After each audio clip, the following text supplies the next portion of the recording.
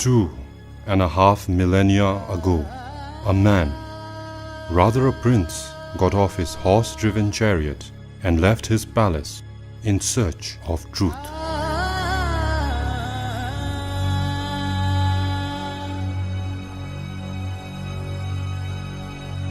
He left his palace and all the worldly comforts one could possibly enjoy and set out in the quiet of the night on foot.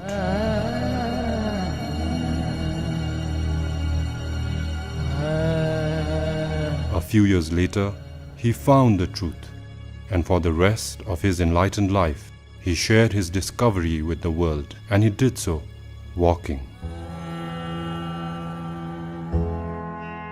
This man was the Buddha, and the truth he shared with the world is the Dharma.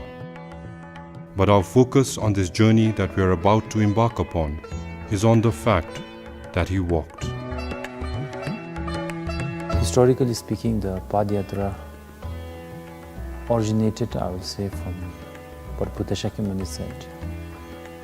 He said that my sons and daughters, in the future there will come a time where people will doubt my teaching. People will doubt that I even exist. So at that time, people should go to the place where Buddha Shakyamuni was born, where he passed away, where he gave his teaching, and where he gave his, where he got enlightened. Whether you are Theravada, Mahayana, Vajrayana, all of us, we visit this place and we know about these places.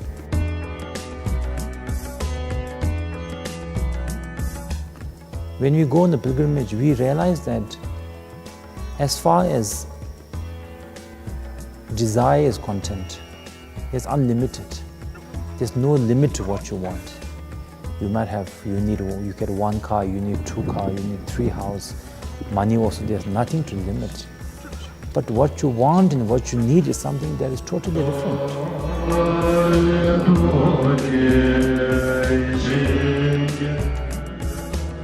For these 10 days, all we have is what we have on our back. So we have 3 meals a day, we sleep with the shelter. So we are, for 10 days, if you can survive like that and happily, definitely you can survive for a lifetime also.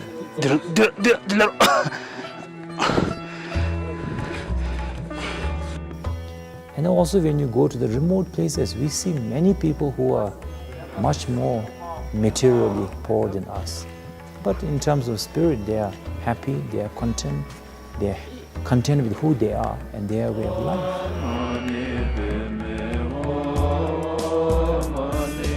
It gives us idea of the difference between need and the want. And that is very important, because if you do not know this, we will never have the confidence to face the ups and downs of our life. Because we feel that without this I cannot survive, without this I am a nobody, I cannot lead my life. But when you realize this, the need is limited and want is unlimited, you know that whatever happens in the life, up and down, through the training of Padayatra, we will be able to deal with it. I feel that like that.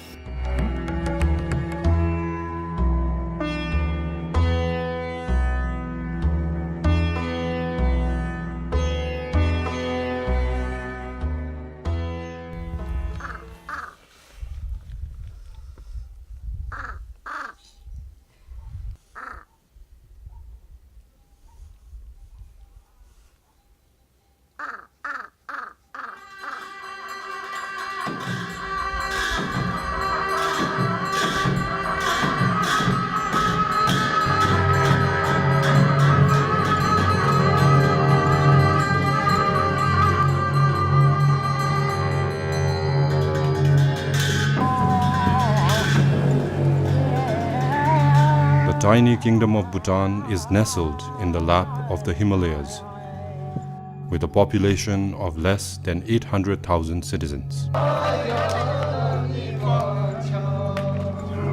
While the country herself only opened her doors to the outside world in the late 1950s with the construction of motorable roads, Buddhism, on the other hand, made its way into Bhutan as far back as in the 8th century. Local legend and Buddhist scriptures say, on the back of a flying tigress, in the form of the magnificent lotus-born Guru Padma Sambhava. Bhutan, I know that Guru Padma Sambhava, the second Buddha, and Shabda Rinpoche Cherries, these two are the most important enlightened beings for Bhutan, and their holy place definitely has to be visited.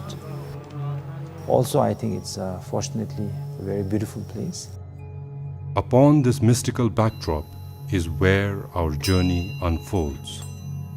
Bhutan was like from the entire 10-day, we just walked. There was, we didn't use any other means of transportation. It was one of the most kind of true Padyatra in every sense. Padyatra literally means a journey on foot. The word holds its origin in the Sanskrit language, the ancient language of the gods. In general, it refers to a walking pilgrimage to sacred sites. But the Padyatra, led by Drukpa masters, has a particular modern relevance. The walking pilgrimage is considered uncommon, but it has become uncommon nowadays. Before, everybody was doing walking pilgrimage. There was no car. So everybody, when they want to go to India, Tibet, Bhutan, they had to walk. So it was something very, very natural. And it is said that among the pilgrimage, physical pilgrimage, the best form of pilgrimage is by prostration. So there's a tradition where people prostrate from one end to another, one place. The second is the walking. And I guess the last one is by car. Whatever you do in a Buddhist practice, whether it's a chanting, nyungne, pilgrimages, it is to either to tame the mind or provide a condition which is conducive for us to realize the nature of our own mind, the positive nature, Buddha nature, you can say, within our mind. So when you are on the pilgrimage, walking, it is a really very great way of taking away a lot of things which makes us attached, which makes us proud, which makes us jealous. The Buddha walked his entire life, so one can claim that his life, especially after his enlightenment, was one Padyatra. With the passage of time, different traditions and eminent personalities have also undertaken and led their own Padyatras for various reasons. Most notable and remarkable amongst them being the Mahatma Gandhi's historic Salt March, also known as the Dandi March in 1930, covering roughly 390 kilometers. And the famous march by Nobel Peace Prize laureate Martin Luther King Jr. in 1965 from Selma to the state capital of Alabama, Montgomery, covering a distance of 87 kilometers along the American highway. The delayed Freedom March to Montgomery begins. These walks were an act of protest towards social injustice. The Padyatra is a plea for ecological justice and spiritual awakening.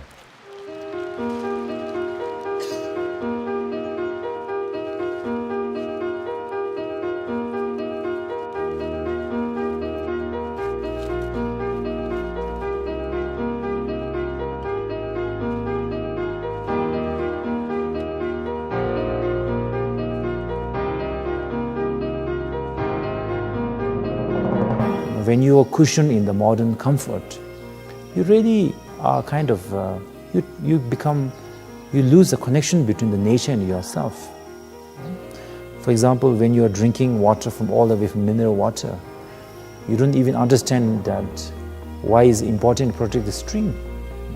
Why you need to protect the sea? Just buy from the water, comes from mineral water company, which is not true. It comes from the stream. And the stream is dependent on the rain, which is dependent on the trees and entire the environmental ecological system. So it really makes you understand how connected we are. So it was in the month of November 2013 that the Padyatra movement was actually initiated in Bhutan. For example, when you're walking, you may be a very rich person or very important person, but in the pilgrimage, you are all equal. You are walking equally with everybody else. We are no better, no worse than anybody. Nothing to boost the ego. The first Padyatra, conducted in Bhutan, had 110 participants or Padyatris. They came from all walks of life, ordained as well as lay practitioners. 65 of them were Bhutanese and 35 were foreigners. I believe that, the journey in the pilgrimage, like climbing a mountain, is a metaphor for life and for spiritual progress. Because, as you go through this, you find a lot of obstacles. There are a lot of ups and downs. You face a lot of problems. Like for me, maybe my fitness level, altitude sickness. And I think that's where you get to put into real practice the teachings of Dharma, and spiritual progress can be made from there. For the duration of 10 days, led by His Eminence Gelwa Dokampa, the 110 participants will walk the path of the Dragon Yogis and live as one happy family. When you are on the pilgrimage,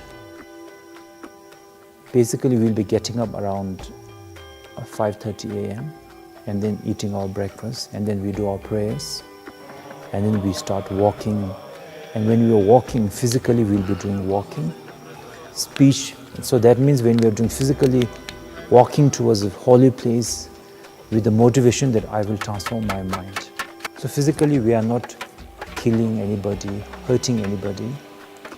And especially also during the pilgrimage, we recommend not to talk. Because when we talk, sometimes we say hurtful things, cheating things, gossiping.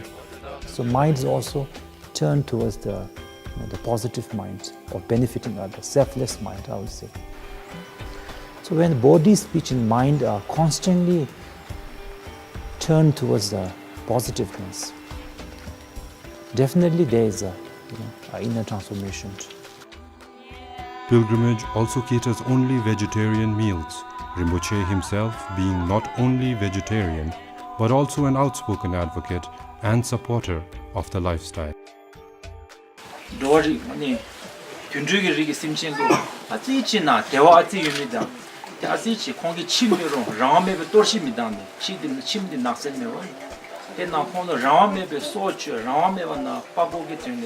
랑도 대화 유용 동해 초도 유용 랑랑 왕간디에 메베 야 팀가는도 주사 메비메 가도 주사 메베 대즈메게 잠블링 카티 유용 나 두게 합잡치도 통차실 아직 권geb지미 유니게 나부터게 아니 찰라이메. Let's examine the essence of the Buddhist teaching, which is compassion, not harming others, benefiting others. When you have that, everything else comes into the place. A Rinpoche doesn't have to teach you what you should do, you should not do. While His Eminence the Gelwa Dokampa needs no introduction for those of us who have taken his word as Dharma and his deeds as the enlightened expression of a Bodhisattva, let us take a few moments to deepen our devotion by discovering a little about Rinpoche's lineage and preceding lives.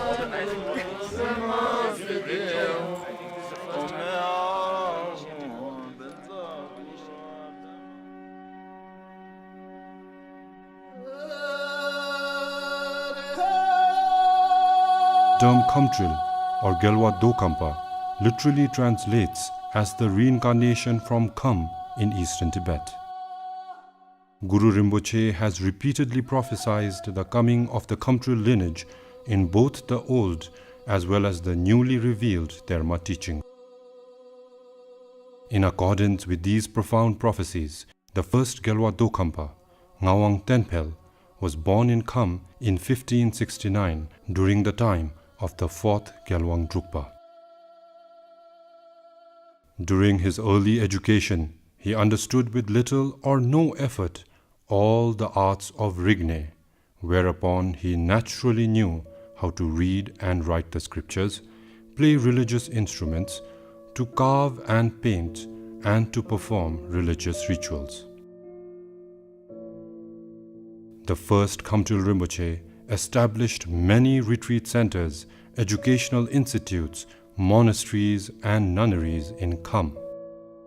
There were an estimated 200 branches of the Khampagar monasteries in the Kham region alone.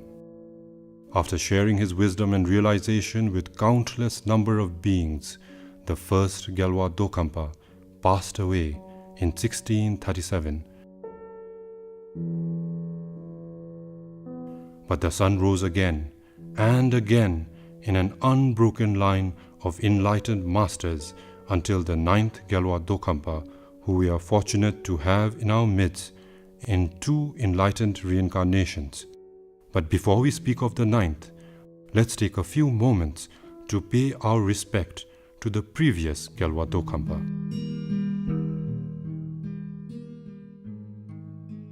As prophesied upon the passing of the 7th Gyalwa Dokhampa, the 8th Khamtul Rinpoche was born into the family of his mother as a grandson.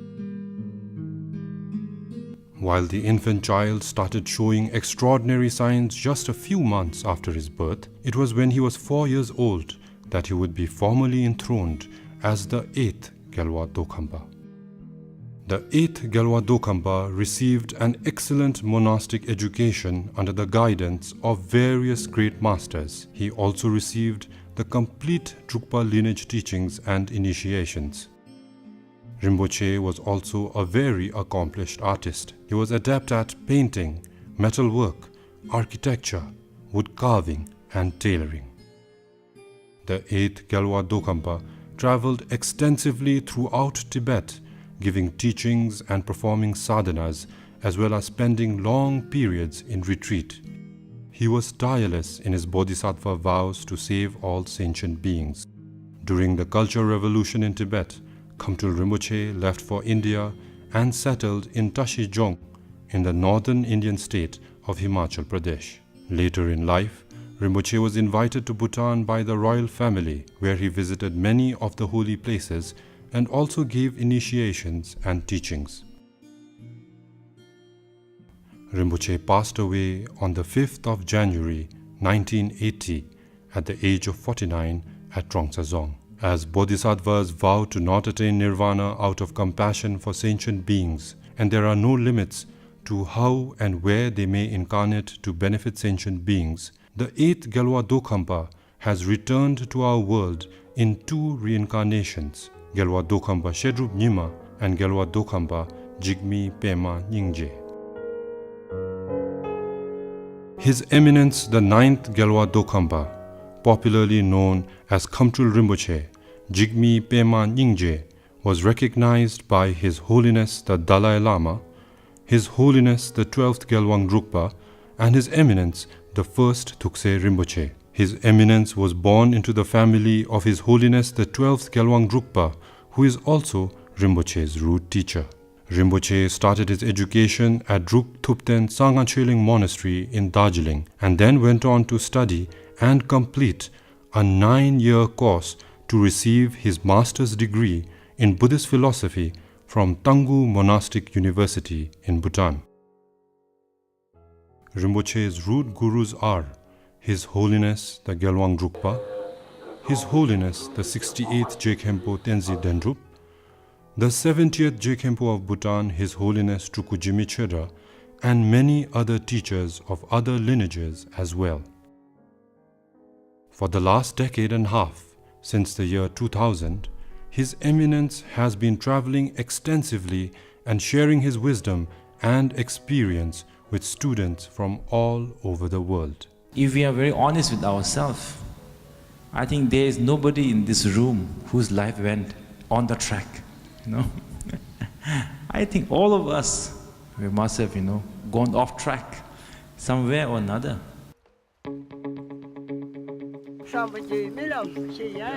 The Padyatra is thus an ideal expression of Rinpoche's boundless wisdom, translating as a modern approach to an ancient practice where the simple act of walking becomes the means to enlightenment.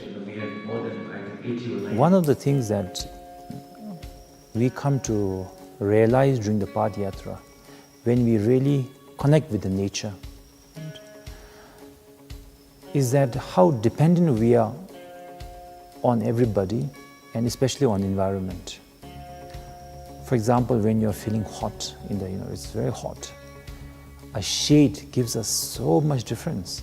And when you are thirsty and you can have and you don't have to worry about, at least in Bhutan, that whether this water is polluted or not. You know it is a mountain spring water. You can just drink from there and quench your thirst. And when you're walking in such an environment where the oxygen is clear, you truly appreciate the pristine environment of Bhutan. Also makes you realize that how we human beings like to feel that we are independent. Just because we have a job, we have a car.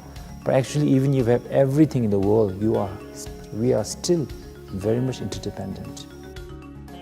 While nothing can compare to actually walking in the footsteps of the Dragon Yogis, let us get a glimpse of the sacred quest filled with challenges and discovery in the 2 Padyatras that have been conducted in Bhutan so far.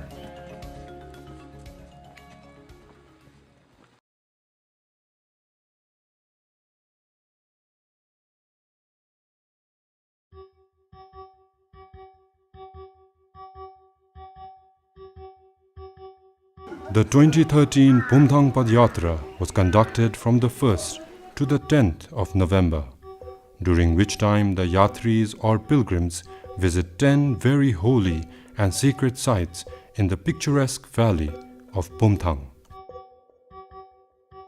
The pilgrimages in reality is especially about transforming the mind. So that's why when you go on the Neko, we take a commitment. We start, for example, Doshula. Usually we start in Doshula. So there we take a commitment that for this, 10 days, I will forget my ego. My ego is going on holiday. On the second day, led by Rinpoche, we visit and pay our respect to the sacred sites in and around Tharpaling. In terms of common Buddhist pilgrimages, Bodh Gaya are very important. Every Buddhist must visit these places, definitely. But at the same time, there is no reason to, not to appreciate what you have in your own background, so to speak. If there is a Buddha statue in your own home and in another place, you cannot say which is more holy or which is less holy. And also Bhutan, when I go through these holy places, there are some amazing things. Holy places full of blessings, self-arising letters, footprints. Some of the unbelievable treasures are there.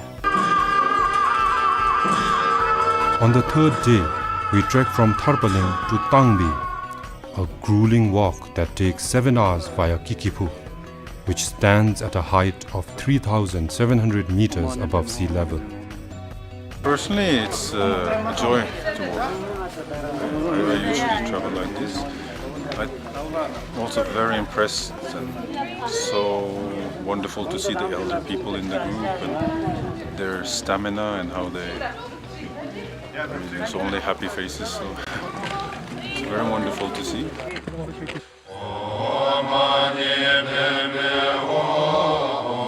Day 4 of the Padyatra finds us trekking from Tangbi to Chokortu, a 6 hours walk. We make camp at Zangling, near the ruins of the recently excavated Tarpham Dzong. On the 5th day of the Padyatra, we start early, as today we will be crossing the imposing Pebila, a mountain pass that stands at 3,575 meters above sea level. You get used to the journey, and you get used to the pain and the hardship. As they say, no pain, no gain. And actually, at this moment, It's okay. It's been a really good experience, I think, and there's been so much teachings with Rinpoche, initiations and pujas, in a really beautiful natural environment. Today we will be climbing the steep slope to Yatra. The remote hermitage of Yatra clings to the highest rocks above the north end of the Tang Valley. It is said that this holy monastery was founded by Khandru Mandarava, the Indian consort of Guru Rinpoche, and that the Guru himself is believed to have meditated here. And most of the Bhutan's holy places are which we call in our Chökyi Ne Manyampa, which means Ne, which has not lost its blessings, because there has been no somebody sacking the monastery, destroying the monastery. So all the Rabne, all the blessings are very much there, and added by the many practitioners over the years. So Bhutan's holy places are one of the most pure, most authentic, probably in the world at this moment. Today we are walking along the motorable road to Kunzatra village in Ta. En route we visit Ta Rinpoche Monastery. Locals believe that the deity of the rock attacked Guru Rinpoche in the form of a tiger. Guru is then believed to have turned the deity into a rock. It is said that, for example, there are some nekos are wrathful neko, some are peaceful. So if the peaceful means your ne Shiva, same Nyumomba Shiva, and then Parche Shiva. If it's a wrathful place, then Rangi, destroy your own negative emotions, destroy obstacles. So different names have different blessings. We are back on the road and we start walking towards the famed burning lake, Mebartso, located in the southern part of the Tang Valley. In 1475, Terten Pema Lingpa is said to have dived into the water here and re-emerged with treasure relics, or Ter as they are known. It is believed to this day that people with less karmic debt are able to see sacred sites when they receive blessings from the lake. Before the conclusion of the Pad Yatra, in the morning we visit Chambalhagang. If nobody goes to pay respect to them, slowly these names will decline. Nobody will look after them. Nobody will be... If you think Buddha as a human being, it's kind of sad also that there's nobody to do offering to these Buddha, nobody to pay prostration to them. And the reason why Buddha statues are built is so that people will accumulate merit through these activity of chab. After Chambalhagang, we make our way to Kurjelhagang. Kurje is one of the most sacred sites in Bhutan. Guru Rinpoche meditated here and left the imprint of his body on a rock.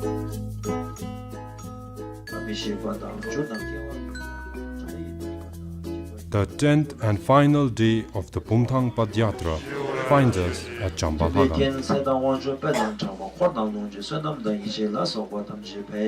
I can see that all the holy places, no matter how remote they are so well maintained. But that is because of the wisdom of their majesty. But in the future, if we ourselves do not appreciate them, sooner or later they will definitely go into the decline.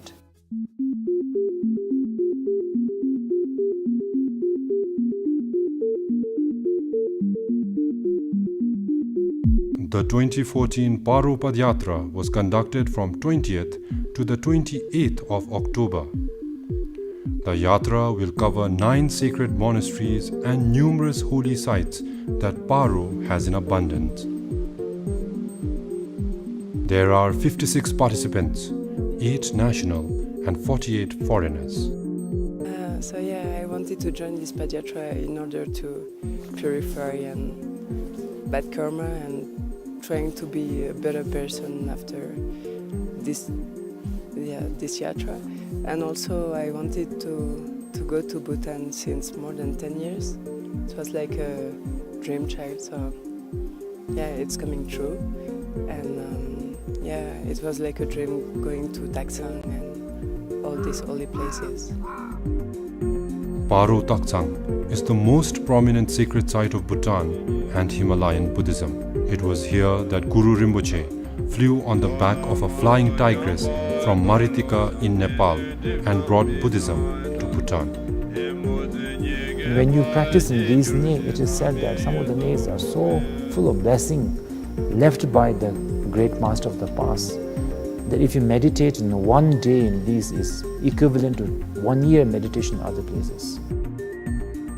The most beautiful experience is the evening and the morning sessions, the teachings. Each and every word is so precious. I feel that the teachings could go on forever, and you would still sit there. The ninth and final day of the Pad Yatra is marked at the sacred grounds of Trakarpol Hagang with a Tsokor ceremony.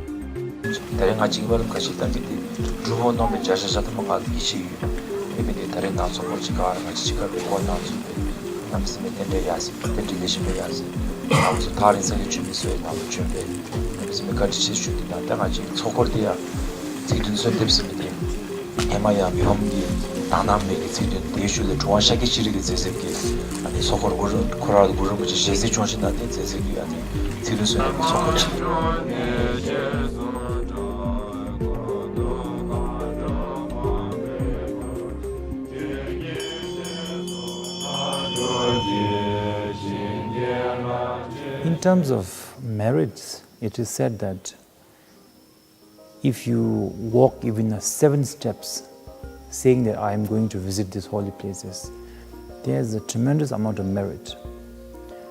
And the reason why as a Buddhist we say merit, sunaun, purification, is because as a Buddhist we believe or we understand that whatever is happening in our life, whatever experiences we are going through, we will go through, is not because somebody is controlling our destiny, not because everything is a chance, but everything is created by cause and condition, which is called Lejumde. His Eminence the Gelwa Dokhampa has championed the cause of environmental awareness by making this ancient practice of pilgrimage a modern-day spiritual means to understanding our world and ourselves better. Yeah, this journey has been have a lot meaning to me, and it means a lot because this is like a journey home, because we are so close to the nature and close to our inner nature as well. I was very scared that I may not be able to keep up with the group because I'm not a good walker. But the ones who went in the past Pad Yatras said that they don't really walk fast, and then you are never left behind, and which I witnessed it myself this time, and I'm so glad that I joined because it's such a beautiful experience, and I'm really happy that I joined, and I wish to be part of every Pad Yatra in the future. So for the 10 days, we'll care only about our other beings, starting with our own, fellow participants on Pad Yatra. So I do believe that when you do such a thing, definitely there's inner transformation.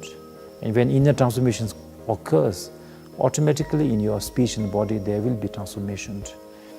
And when you have transformed your body, speech and mind, basically you have transformed your life.